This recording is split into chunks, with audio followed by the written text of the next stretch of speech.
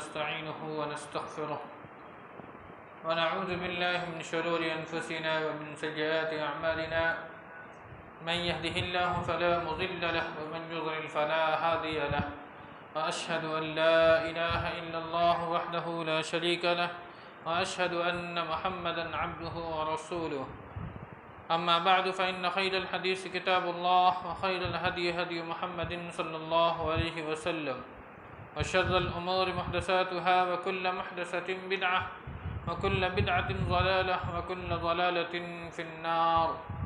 أعوذ بالله من الشيطان الرجيم. بسم الله الرحمن الرحيم. يا أيها الذين آمنوا اتقوا الله حق تقاته ولا تموتن إلا وأنتم مسلمون. يا أيها الناس اتقوا ربكم الذي خلقكم من نفس واحدة وخلق منها زوجها وبث منهما رجالا كثيرا ونساء واتقوا الله الذي تساءلون به والأرحام إن الله كان عليكم رقيبا. يا أيها الذين آمنوا اتقوا الله وقولوا قولا سديدا يصلح لكم أعمالكم ويغفر لكم ذنوبكم ومن يطع الله ورسوله فقد فاز فوزا عظيما. وقال الله تعالى في موضع آخر: وقضى ربك ألا تعبدوا إلا إياه وبالوالدين إحسانا. معزز حاضرین جمعہ، پردہ نشین خواتین، عزیز بچوں، تمام قسم کی تعریفات بڑائی اللہ وحدہ لا شریک کے لیے ہے،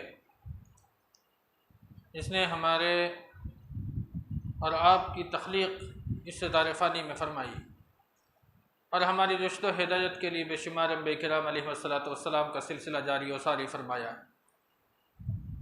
خصوصاً لاکھوں کروڑوں درود و سلام ہو ہستی اقدس و مقدس پر، جن کا نام اس میں گرامی جناب محمد رسول اللہ صلی اللہ علیہ وسلم ہے، جن کے ذریعہ اللہ رب العالمین نے ہماری آپ کی تمام اہل کائنات کی رشد و ہدایت کا بندوبست فرمایا. محترم حاضرین جمعہ،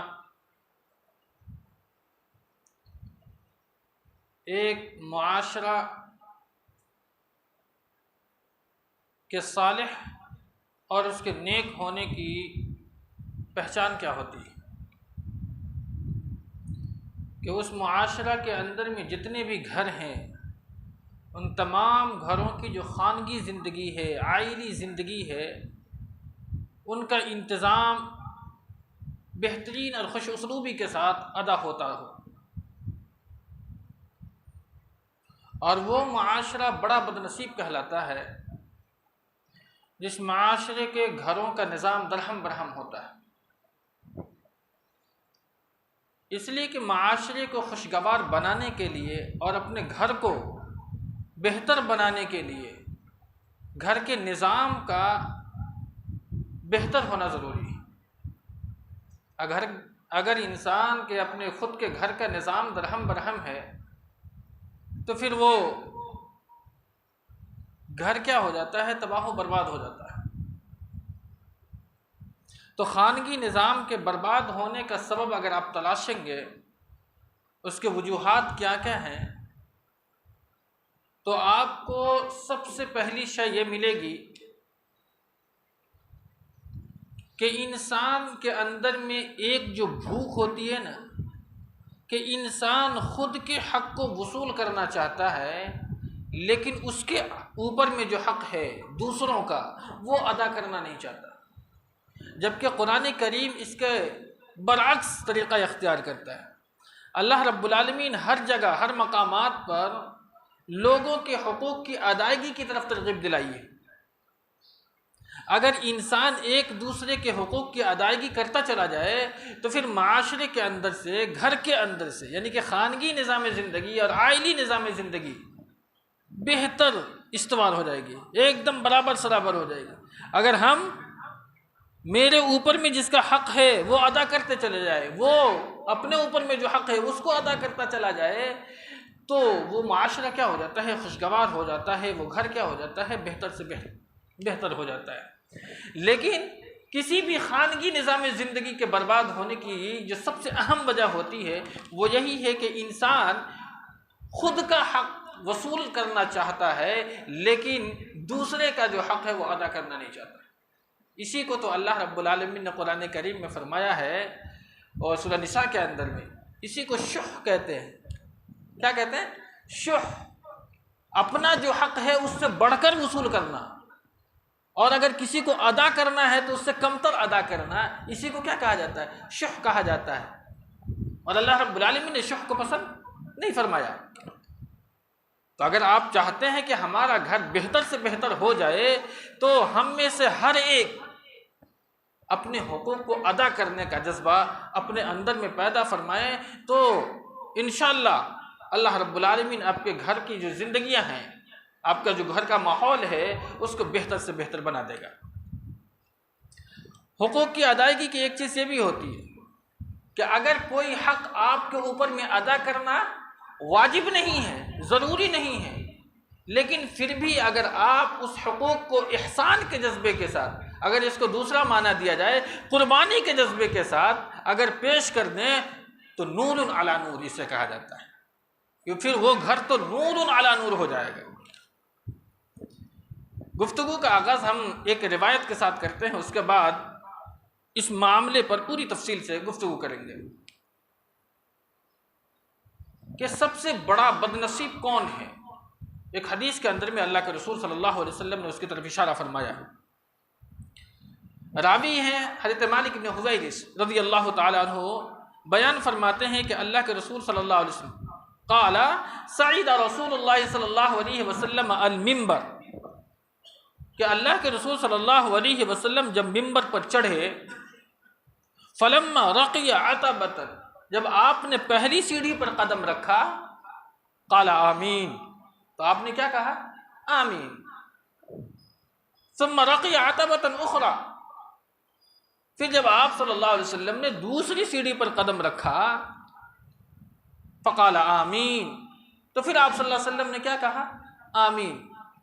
ثم رقی عتبۃ ثالثہ، پھر جب اللہ کے رسول صلی اللہ علیہ وسلم نے تیسری سیڑھی پر قدم رکھا، فقال آمین، تو آپ نے کہا آمین۔ ثم قال، پھر آپ صلی اللہ علیہ وسلم نے اس کی توضیح فرمائی، اور بعض روایات میں یہ ہے کہ صحابہ کرام نے پوچھا کہ اللہ کے رسول صلی اللہ علیہ وسلم آپ نے ہمیشہ کی طرح نہیں بلکہ خلاف معمول آپ نے ہر سیڑھی پر قدم رکھتے ہوئے آمین کہا، اس کی وجہ کیا ہے؟ آپ نے فرمایا ثم قال اتانی جبریل علیہ الصلوۃ والسلام، آپ نے فرمایا کہ میرے پاس جبریل علیہ الصلوۃ والسلام آئے، اور فقال یا محمد صلی اللہ علیہ وسلم، جبریل نے کیا کہا؟ اے محمد صلی اللہ علیہ وسلم، من ادرک رمضان فلم یغفر له فابعدہ اللہ قلت آمین۔ کیا فرمایا جبریل نے؟ کہ اگر کوئی شخص رمضان کا مہینہ پاتا ہے اور اس رمضان کے مہینے میں اللہ رب العالمین کے سامنے اپنے گناہوں کی تلافی نہیں کروا پاتا، فابعدہ اللہ، پھر اللہ اس کو رسوا کرے، اللہ اس کو دور کرے، تو قلت آمین، تو میں نے کیا کہا؟ آمین کہا۔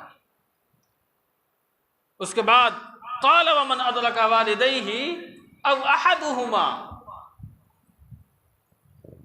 پھر جبریل علیہ الصلوۃ والسلام نے فرمایا دوسرے شخص کے بارے میں، یعنی کہ دوسری سیڑھی پر جب آپ صلی اللہ علیہ وسلم نے قدم رکھا تو کیوں آمین کہا؟ کہا کہ ومن ادرک والدیہ او احدہما، کہ تم میں سے اگر کوئی شخص اپنے والدین کو پائے، یعنی کہ ماں اور باپ دونوں کو پائے، او احدہما، یا ان میں سے کسی ایک کو پائے، اس کے بعد جو فرمایا فدخل النار فابعدہ اللہ، یعنی کہ ماں باپ کی خدمت کر کے اپنے آپ کو جہنم کی آگ سے دور نہیں کروا پایا، فابعدہ اللہ، اللہ رب العالمین اسے بھی رسوا کرے۔ تو اس کے جواب میں نے کہا آمین۔ اور دوسری روایت میں یہ ہے کہ جبریل نے کہا آپ کہیے آمین، تو میں نے کہا آمین۔ یہ روایت عبداللہ ابن عباس کی ہے۔ یہ جو روایت میں آپ کے درمیان پڑھ رہا ہوں یہ مالک بن حویرث کی ہے۔ یہاں یہی لکھا ہے کہ جب میں نے دوسری سیڑھی پر قدم رکھا تو جبریل علیہ السلام نے مجھ سے کہا کہ جو شخص ماں باپ کو پائے اور اس کی خدمت کر کے اپنے آپ کو جہنم سے نہ بچا پائے، اپنی مغفرت نہ کروا پائے، تو اللہ رب العالمین اسے رسوا کرے۔ تو میں نے کہا آمین۔ پھر آپ صلی اللہ علیہ وسلم نے فرمایا کہ جب میں نے تیسری سیڑھی پر قدم رکھا، قال ومن ذکرت عنده فلم يصلی، کہ اگر لوگوں کے درمیان میرا ذکر ہو اور کوئی شخص مجھ پر درود نہ بھیجے فابعدہ اللہ، اللہ رب العالمین اسے بھی رسوا کرے. قلت آمین، تو اس پر بھی میں نے کیا کہا؟ آمین کہا. کیا معلوم ہوا؟ بدنصیب کون ہے؟ سب سے بڑا بدنصیب وہ ہے جس کا ذکر حدیث رسول میں کیا گیا. 3 شخص کا ذکر فرمایا. رمضان کا مہینہ پایا اور اس میں عبادت نہیں کی، اللہ کے سامنے اپنے گناہوں کی مغفرت نہیں کروا پایا. ایسا شخص جبریل علیہ السلام کی بد دعا کا مستحق ہے. اور اس پر آمین کس نے کہی؟ آمین کس نے کہی؟ ختم الرسل جناب محمد رسول اللہ صلی اللہ علیہ وسلم نے. اب اس کی ہلاکت کے بارے میں آپ خود ہی سوچ سکتے ہیں. اور دوسرا کہ کوئی شخص والدین کو پاتا ہے یا ان میں سے کسی ایک کو پاتا ہے اور اس کی خدمت کر کے اپنے آپ کو جہنم کی آگ سے نہیں بچانے کی کوشش کرتا ہے، تو وہ بھی اللہ رب العالمین یعنی جبریل علیہ السلام کی بد دعا کا مستحق ہوا. اور اس پر نبی کی آمین ہے، اے اللہ رب العالمین تو اسے قبول فرمائے. اس حدیث کے جو 3 حصے یعنی 3 چیزوں کا ذکر ہے، جس میں سے ایک باتیں اس خطبہ جمعہ کے تعلق سے میں بیان کرنا چاہتا ہوں. والدین، خانگی نظام زندگی میں جو سب سے اہم رول ہوتا ہے، جو سب سے بڑا جز ہوتا ہے، اور ہماری زندگی کا سب سے اہم جز جو ہوتا ہے وہ ہمارے والدین ہوتے ہیں، ماں اور باپ. اگر یہ نہ ہو تو ہماری پوری زندگی بیکار ہے. تو انسانی زندگی کے اندر میں، خانگی نظام زندگی کے اندر میں سب سے بڑا اہم رول جو ہوتا ہے وہ ہوتا ہے ماں باپ کا. زمانہ جاہلیت کے اندر میں لوگ جب باپ بوڑھا ہو جاتا تھا، ماں بوڑھی ہو جاتی تھی، کسی کام کی نہیں رہتی تھی، تو کیا کرتے تھے وہ لوگ؟ ماں اور باپ کو اٹھاتے تھے اور کسی پہاڑ پر لے جا کر کے چھوڑ دیتے تھے. کیوں؟ اس لیے کہ یا تو کوئی جانور کا نوالا بن جائے یا وہیں تڑپ تڑپ کر اپنی جان دے دے. لیکن اسلام نے تمہاری زندگی کے اندر میں سب سے نمایاں رول ہے تو اس کا مرتبہ، اس کی عزت، اس کا احترام، اس کی توقیر، اس کی تعظیم کا وہ طریقہ اللہ رب العالمین نے ہمیں دیا ہے. ہمیں جاہلیت کی طرح سڑکوں پہ نہیں، پہاڑوں پہ نہیں پھینکنا ہے، بلکہ اس کی خدمت کر کے جنت لینا ہے. تو یہ خانگی نظامی زندگی کے اندر میں والدین کا سب سے اونچا مقام ہوتا ہے. دونوں کا مقام کیا ہے؟ اس میں سب سے پہلے باپ کا مقام کیا ہے؟ عن ابن عمر رضی اللہ تعالی عنہ ان ابر البر صلۃ الرجل ود ابیہ. حضرت عمر فرماتے ہیں، عبداللہ ابن عمر رضی اللہ تعالی عنہ کہ اللہ کے رسول صلی اللہ علیہ وسلم نے فرمایا کہ سب سے بہترین نیکی، الفاظ پر غور کریں گے آپ، ان ابر البر، صرف بر نہیں کہا ہے، ابر البر، نیکیوں میں سب سے بڑی نیکی یہ ہے کہ صلۃ الرجل اہل ود ابی، کہ انسان اپنے باپ کے دوست کے ساتھ حسن سلوک کرے. باپ کے ساتھ نہیں، باپ کے دوست کے ساتھ حسن سلوک کرے. یہ نیکیوں میں سب سے بڑی نیکی ہے. اب آپ یہ اندازہ لگائیں کہ باپ کے دوست کے ساتھ حسن سلوک کرنا ابرل بردی کے دائرے میں ہے، بڑی نیکیوں میں سے ایک نیکی. تو باپ کے ساتھ حسن سلوک کرنے کے بارے میں اللہ کے رسول صلی اللہ علیہ وسلم کیا فرمائیں گے؟ آپ خود اس حدیث پر غور و فکر کریں. پوری روایت کچھ اس طریقے سے ہے کہ عبداللہ ابن عمر رضی اللہ تعالیٰ عنہما مکہ سے سفر میں کہیں جا رہے تھے، تو راستے میں آپ کو ایک اعرابی ملا، ایک بدو دیہاتی، اور آپ اپنے سر پر عمامہ باندھے ہوئے تھے. تو آپ نے اس اعرابی کو بلایا.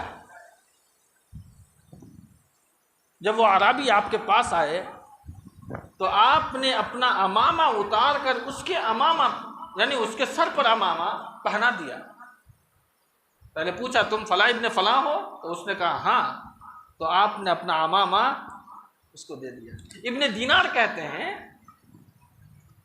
کہ عبداللہ ابن عمر، بدو لوگ بھی چھوٹی چھوٹی چیزوں میں بڑے خوش ہو جاتے ہیں. عبداللہ ابن عمر فرماتے ہیں کہ تم جانتے ہو یہ کون ہے؟ یہ میرے باپ یعنی کہ عمر بن خطاب کا رضی اللہ تعالیٰ عنہ، ان کا دوست ہے. اور میں نے نبی صلی اللہ علیہ وسلم کو یہ فرماتے ہوئے سنا ہے کہ جو شخص اپنے باپ کے دوست کے ساتھ اس نے سلوک کرتا ہے وہ سب سے بڑی نیکیوں میں سے ایک نیکی کو انجام دیتا ہے۔ ان ابر البر، سمجھ رہے ہیں؟ اگر آپ کو اپنی زندگی جینی ہے تو صحابہ کے فہم سے جی کر دیکھو، زندگی کے اندر میں انقلاب نہ آ جائے تو پھر کہنا باپ کے دوست کے ساتھ۔ نبی کا فرمان، کتنا بہترین نظام اور کتنا بہترین دین آج ہم قبول کیے ہوں۔ یہ ہمیں اللہ رب العالمین کا شکر ادا کرنا چاہیے کہ اللہ رب العالمین نے اس بہترین دین اور اسلام کو قبول کرنے کی ہمیں توفیق عطا فرمائی۔ اپنے باپ کے دوست کے ساتھ اس نے سلوک کرنا۔ اب ماں کا کیا رول ہے اسلام کے نظر میں؟ ایک روایت ہے عن معاویہ بن جاہمہ ان جاہمہ جاء الى النبی صلی اللہ علیہ وسلم فقال یا رسول اللہ اردت ان اغزو، کہ اللہ کے رسول صلی اللہ، یعنی حضرت معاویہ بن جاہمہ اللہ کے رسول صلی اللہ علیہ وسلم کے پاس آئے اور کہا یا رسول اللہ اردت ان اغزو، میں ایک غزوے میں جانا چاہتا ہوں، میں جہاد کرنے کے لیے جانا چاہتا ہوں۔ اب ظاہر سی بات ہے جہاد کرنے میں زندہ بھی آ سکتے ہیں اور موت بھی ہو سکتی ہے، تو میں جہاد میں جانا چاہتا ہوں۔ وقد جئت استشیرک، اور میں آپ کے پاس اس لیے آیا ہوں تاکہ میں آپ سے مشورہ طلب کروں۔ اس کا مطلب یہ ہوتا ہے کہ ہم بھی جب بھی کوئی کام انجام دیں تو مشورہ کر لینا چاہیے، مشورہ میں خیر ہے۔ کیا فرمایا؟ وقد جئت استشیرک، کہ میں آپ کے پاس اس لیے آیا ہوں کہ میں آپ سے مشورہ طلب کروں۔ فقال، آپ صلی اللہ علیہ وسلم نے فرمایا حل لک ام، کیا تیری ماں ہے؟ حضرت معاویہ ابن جاہمہ فرماتے ہیں کہ ہاں اللہ کے رسول میری ایک بوڑھی ماں ہے۔ آپ نے فرمایا اس کی خدمت کرنے کے لیے کوئی ہے؟ آپ نے فرمایا نہیں۔ تو کیا فرمایا آپ صلی اللہ علیہ وسلم نے؟ فَالْزَمْهَا فَإِنَّ الْجَنَّةَ تَحْتَ رِجْلَيْهَا، اس کو لازم پکڑ، یعنی ماں کی خدمت جا کر کے کرو۔ کیوں؟ اس لیے کہ ان کے قدموں کے نیچے جنت ہے۔ فَإِنَّ الْجَنَّةَ تَحْتَ رِجْلَيْهَا، ماں کے قدموں کے نیچے جنت ہے۔ جنگ میں مت جا، جنت ہی چاہیے، ماں کی خدمت کر، جنت ملے گی۔ آج معاشرے کا کتنا برا حال ہو چکا ہے کہ انسان باپ کے ساتھ ماں کے ساتھ کتنا برا سلوک کرتا ہے۔ اگر حدیث رسول پر ایمان ہے تو اس کی زندگی کے اندر میں ماں باپ کی بدسلوکی کا تو خیال بھی اپنے ذہن کے اندر میں نہ آنا چاہیے۔ آپ کہتے ہیں کہ ہمیں جنت چاہیے، اللہ کے رسول نے ایک مقام پر کہا کہ باپ جنت کا دروازہ ہے اور ماں کے قدموں کے نیچے جنت ہے۔ تو جب باپ دروازہ ہے تو دروازہ ہی نہ کھولے باپ۔ تم زندگی بھر اگر باپ کی نافرمانی کرو، اگر باپ دروازہ نہ کھولے تو جنت میں کیسے جاؤ گے؟ اسی لیے انسان تو والدین ہے نا، تحت رجلیہا، ماں کے قدموں کے نیچے جنت ہے۔ اس تعلق سے یہ بات آتی ہے کہ ماں کا درجہ باپ کے مقابلے میں 3 گنا زیادہ ہے۔ میں وہ تمام حدیث آپ کے درمیان نہیں رکھ سکتا، میں خلاصہ پیش کر دیتا ہوں کہ ایک صحابی اللہ کے رسول کے پاس آئے اور فرمایا کہ میرے حسن سلوک کا، یعنی کہ میری صحبت کا سب سے بہترین حقدار کون ہے؟ آپ نے فرمایا امو کی، تیری ماں۔ پھر صحابی پوچھتے ثم من، آپ فرماتے امو کی۔ پھر صحابی پوچھتے ثم من، آپ فرماتے امو کی۔ پھر صحابی پوچھتے ثم من، پھر آپ صلی اللہ علیہ وسلم نے فرمایا ابو کا۔ یعنی کہ 3 درجہ باپ کے مقابلے میں ماں کا بڑا ہے، اس لیے کہ 3 ایسا مرحلہ ہے جس مرحلے سے باپ نہیں ماں گزرتی ہے۔ پہلا مرحلہ 9 مہینے تک ایک بچہ کو اپنے پیٹ میں لے کر کے گھومتی ہے۔ دوسرا مرحلہ وہ زچگی کا، پیدائش کا، وہ زندگی اور موت کا وقت ہوتا ہے۔ ہم اندازہ بھی نہیں لگا سکتے اس تکلیف کو، ایک اللہ جانتا ہے اور ایک وہ ماں جانتی ہے جو بچہ کو جنم دیتی ہے، ہم اندازہ نہیں لگا سکتے۔ زندگی اور موت کے اس ہچکولے میں وہ ماں یا تو دم توڑ دیتی ہے یا اسے برداشت کرنے کی صلاحیت اللہ ہی اس ماں کو عطا کرتا ہے۔ اور تیسرا، پیدا ہونے کے بعد بھی 2 سال تک یہ ماں کے سینے کو نہیں چھوڑتا، دودھ پیتا رہتا ہے، لگا رہتا ہے۔ پوری زندگی بھی ماں کی خدمت کر کے ماں کے دودھ کا قرضہ نہیں نکال سکتے۔ ماں کا بہت بڑا مقام ہے اسلام کے نظر میں۔ وہنن علی وہن وفصالہ فی عامین، اللہ نے اس کی کیا تشبیہ بیان فرمائی، تھک تھک کر کے، امہ وہنن علی وہن، تھک تھک کر کے وہ تمہیں 9 ماہ تک اپنے پیٹ میں گزارتی ہے، اور اس کے بعد بھی 2 سال تک تمہیں اپنے سینے سے چمٹائے رکھتی ہے، اور تمہاری ہر شے کو بہت ہی خوش اسلوبی کے ساتھ ادا کر لیتی ہے۔ بیچ سفر میں بھی اگر تم نے پوٹی کر دیا، لیٹرنگ کر دی، تو اس کے چہرے پر شکن نہیں آتا ہے، وہی محبت کا جذبہ رہتا ہے، اور پورے اطمینان کے ساتھ وہ تمہاری گندگی کو صاف کرتی ہے۔ اور وہی ماں اور وہی باپ جب بڑھاپے کے قدم کو رکھ لیتا ہے، جوانی میں جو تمہیں انگلی پکڑ کر کے چلانا سکھاتا ہے، جو تمہاری زندگی کے تمام اصول کو نظر انداز نہیں، کسی بھی اصول کو نظر انداز نہیں کرتا، تمام خواہشات کی تکمیل کے لیے اپنی خواہشات کو ترک کر دیتا ہے۔ وہ باپ جو تمہاری زندگی تمہارے اوپر میں سایہ بن کر کے کھڑا رہتا ہے، وہ باپ جب اپنے سائے کی تلاش میں رہتا ہے تو تم اسے چھوڑ کر کے اپنا آشیانہ تلاش کرنے کے لیے نکل جاتے۔ کتنی عجیب بات ہے یہ، انسان غور و فکر کرے تو ان کا کلیجہ منہ کو آ جائے۔ ارے جو چیزیں تم اپنے بچوں میں دیکھنا چاہتے ہو وہ اپنے باپ کو دینا چاہو، تب جا کر کے وہ بچہ تمہاری خدمت کرے گا۔ نہیں تو اللہ کے رسول کی وہ حدیث کبھی مت بھولنا کہ اللہ رب العالمین تمام گناہوں کی سزا دنیا میں بھی دے سکتا ہے اور نہیں بھی دے سکتا دنیا میں، لیکن آخرت میں اس کی سزا دے گا۔ لیکن ماں باپ کا جو نافرمان ہے، اس گناہ کی سزا اللہ اس وقت تک، یعنی اس وقت تک اس شخص کو موت نہیں آئے گی جب تک کہ اس گناہ کی سزا اللہ اسے اس دنیا میں نہ دے دے۔ یاد رکھنا، اسی لیے نماز، روزے، زکوٰۃ، حج کچھ کام نہ آئے جب والدین ہی ناراض ہو جائیں۔ رب کی ناراضگی ماں باپ کی ناراضگی میں، ماں باپ راضی تو رب راضی، رضا الرب و رضا الوالد۔ باپ راضی ہے تو رب بھی راضی، باپ ناراض ہے تو رب بھی ناراض ہے۔ بہر صورت، خانگی نظام زندگی کے اندر میں جو سب سے اہم جز ہوتا ہے وہ ہے والدین۔ اور بگاڑ جب پیدا کب ہوتی ہے؟ جب اس کے گھر میں انٹری ہوتی ہے ایک دوسرے گھر کی خاتون، ایک وہ لڑکی جو بیاہ کر کے لائی جاتی ہے۔ وہ لڑکی گھر کو بنا بھی دیتی ہے اور گھر کو بگاڑ بھی دیتی ہے۔ یہ میں نہیں کہتا، یہ خود اللہ کے رسول صلی اللہ علیہ وسلم فرماتے ہیں، اللہ کے نبی نے فرمایا ان الدنیا کلھا متاع، ان الدنیا کلھا متاع وخیر متاع الدنیا المرأة الصالحہ۔ غور کرنا میری ماں اور بہنیں، ان الدنیا کلھا متاع، دنیا کی تمام شے کیا ہے؟ ایک سامان کے مانند ہے، ایک چیز ہے، لیکن اللہ کے رسول نے فرمایا خیر متاع الدنیا المرأة الصالحہ، سب سے بہترین سامان عورت نہیں کہا، نیک عورت کہا ہے۔ اگر وہ عورت جس سے شادی کی گئی ہے وہ المرأة الصالحہ ہے تو وہ گھر کو بنا دے گی، اگر وہ صرف المرأة ہے تو وہ گھر کو بگاڑ دے گی۔ تو گھر کو بنانے اور بگاڑنے میں وہ ایک اہم رول پلے کرتی ہے، اور اس میں ایک شے یہ آتی ہے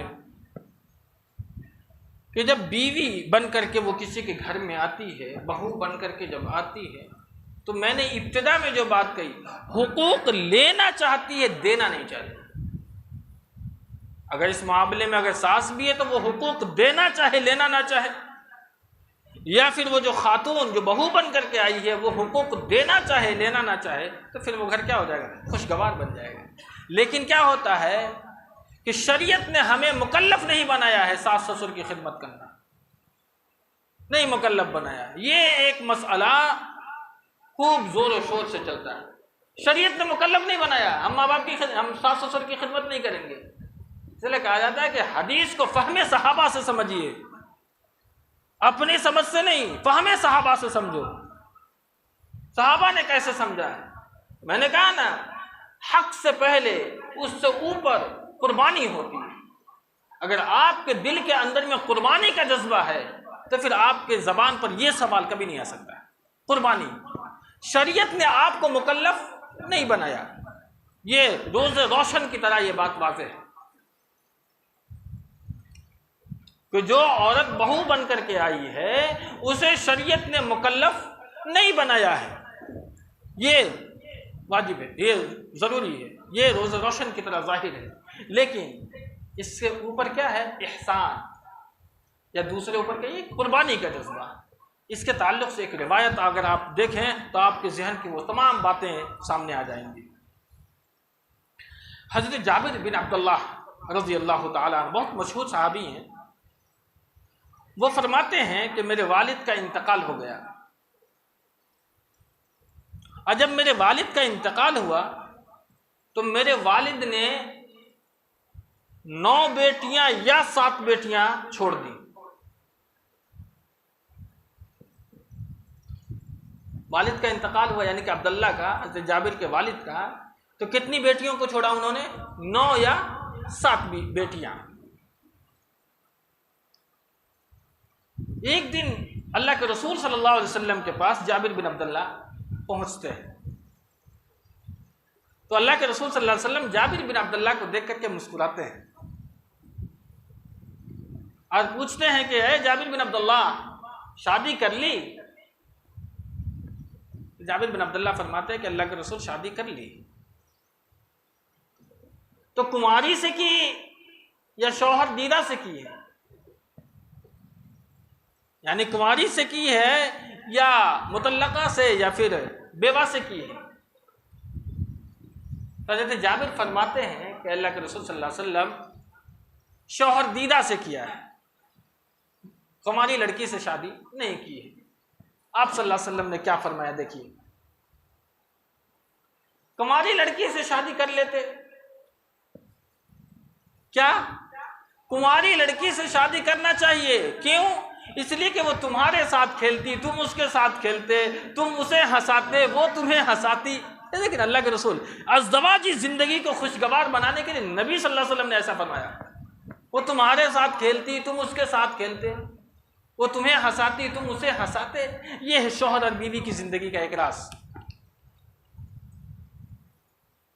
تو اللہ کے رسول صلی اللہ علیہ وسلم کو جابر بن عبداللہ فرماتے ہیں، جب آپ صلی اللہ علیہ وسلم نے ایسا فرمایا کہ اللہ کے رسول میں نے اس لیے شادی نہیں کی کہ میرے والد کا انتقال ہو گیا ہے، یعنی کہ میرے والد عبداللہ کا انتقال ہو گیا ہے اور انہوں نے اپنے پیچھے 9 بیٹیاں یا 7 بیٹیاں چھوڑی ہیں۔ اس کے بعد آپ فرمایا، جملہ قابل غور ہے، دیکھ قربانی کا جذبہ دیکھیں آپ، وَإِنِّي كَرِهْتُ أَنْ أَجِيَهُنَّ بِمِثْلِهِنَّ، الفاظ پر غور کیجیے، میں نے یہ کراہت محسوس کی، یعنی میں یہ گوارا نہیں کیا، وَإِنِّي كَرِهْتُ أَنْ أَجِيَهُنَّ بِمِثْلِهِنَّ، میں نے یہ گوارا نہیں کیا کہ کوئی میری بہن کے مثل کوئی گھر میں آئے، کیونکہ میری بہن جو ہے ہو سکتا ہے کہ اگر ہم کمالی لاتے تو دونوں کیا ہو جاتی؟ ہم عمر ہو جاتی، اور میں نے اس چیز کو گوارا نہیں کیا۔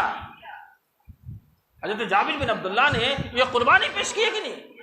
وہ چاہتے تو کنواری لڑکی سے شادی کر سکتے تھے، اور بہنوں کی خدمت کا ذمہ باپ کے ذمہ تھا، ان کے ذمہ نہیں تھا، لیکن پھر بھی احسان کے جذبے کے ساتھ اور قربانی کا جذبہ اور ایثار حضرت جابر بن عبداللہ پیش کرتے ہیں اور فرماتے ہیں کہ اللہ کے رسول انی کرہت اجیئہن بمثلہن، کہ میں نے اس بات کو گوارا نہیں کیا کہ کوئی میری بہن کے مثل آئے۔ وَأَرَدْتُ أَن تَقُومَ، یہ الفاظ قابل غور، وَأَرَدْتُ أَن تَقُومَ عَلَيْهِنَّ، اور میں یہ چاہا کہ جسے ہم بیوی بنا کر کے لائیں وہ قوام ہو، قائم ہو۔ قائم کا دائرہ بڑا وسیع ہے۔ کیا فرمایا؟